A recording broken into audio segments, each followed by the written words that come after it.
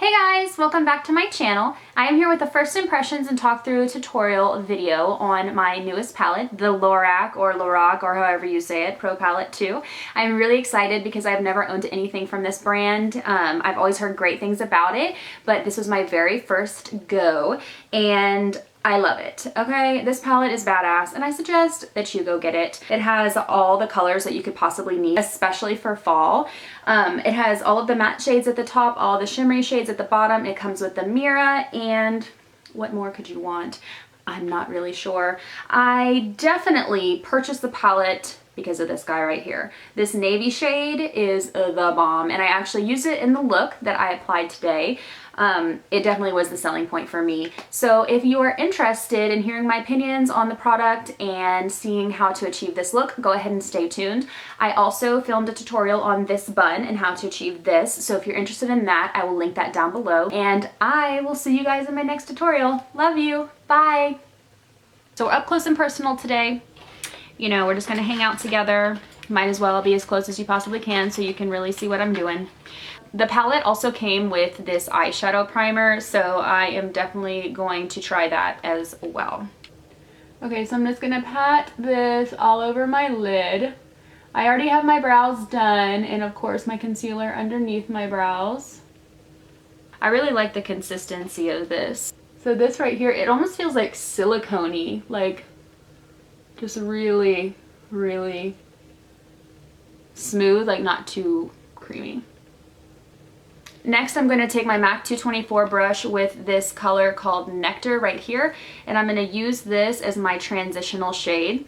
I talk about the transitional shade in every one of my videos, and I know a lot of other YouTubers do as well, but I've also had a lot of people be like, okay, what the hell is a transitional shade? The transitional shade is what's going to help to transition your lid color up into your brow highlight. You know how sometimes like you'll have a color on the lid and then you'll have your brow highlight and then you'll put your, crease color, and then all of a sudden they just all kind of run together? Well, this is really going to help to make sure that doesn't happen. It's going to just kind of be the bridge that just blends everything up, and it is an extra step that you have to do in your makeup application, but when I say that this is like, I mean, you just have to do it. Like, if you want a really nice blended look, I have just found that this is completely necessary. Next, I am going to take this color called Snow with a MAC 252 brush, and I'm just going to wiggle a little bit on my brush and sort of knock it off. And I am going to focus this right under the arch of the brow and blend out the excess product on the outer edges. One time, a trainer when I worked at MAC told me to think of the noise, bing, bing, like that, and just go right up under and then blend it out. I know that sounds funny, but I promise you it works. Then I'm just going to take my original blending brush from the first step. I'm not going to add any extra product, and I'm just doing that windshield wiper motion back and forth again. And that's just going to seamlessly blend those colors together. So far, I'm liking these shadows. They're really blendable. I will say, however, this brow looks a little wonky, so don't judge me. You know, sometimes you just don't have good brow days. And you know that we always say eyebrows are sisters, not twins. I get that, but that still doesn't make me feel better when one of my brows looks shitty. So I want this to be a really smoky look for fall. So I think I'm gonna go in with this charcoal shade right here, and this is the 239 brush from MAC, and I'm just getting a little bit on my brush, and I'm gonna pack this all over my lid. Now, I'll probably get some fallout from this, and normally I always do my eyes first and then my foundation, but since we're doing a only eyes, I'm just gonna have to clean it up if I get any fallout. So I'm taking the flat brush and I'm just packing it on. That's how we're gonna get the most color payoff. And if you notice, I'm not going up past that transitional shade. You want to bring it to about right where it begins and just sort of softly feather extra product right up in that area. And again, we're going to take the same 224 from the first step, not adding any extra product, and we're just going to buff out that edge. At the end of the day, you don't walk around with your eyes closed, so if you can't get that like perfect blend, don't worry about it. It's not brain science, but at the same time, I'm like a perfectionist, so I can understand how you would get really annoyed with your makeup look if it's not, you know, perfect. But just know practice makes perfect, and Rome wasn't built in a day. Okay, so now we are at the color I have been dreaming of, and that is this navy shade right here. And I'm going in with a 286 blending brush from MAC. This brush is my jam. I love it so much. So I'm taking the blending brush. Now I don't want, like, I want this to be heavily deposited, but I don't want it to like get too high. And the darker shade is where everybody kind of starts to freak out a little bit. And I get that because sometimes I do as well. So what I'm doing is I am just doing circular motions with the brush to kind of pack it on and then working it into the crease. This is a beautiful color. So I'm just rocking it back and forth, inner corner to outer corner.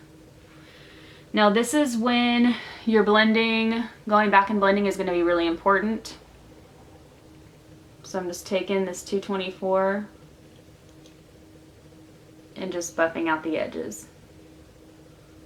I'm not really going into the shadow too much. I'm more so just focusing on that outer edge. I'm going to take a little bit more of this snow color on my 252 and just go up a little bit more. Okay, now I am just packing it into the inner corner of the eye pretty generously. Now I'm going to do some winged liner. I'm going to use this liquid Sephora eyeliner that I love. So I am just taking my brush along the lash line and just sketching it across.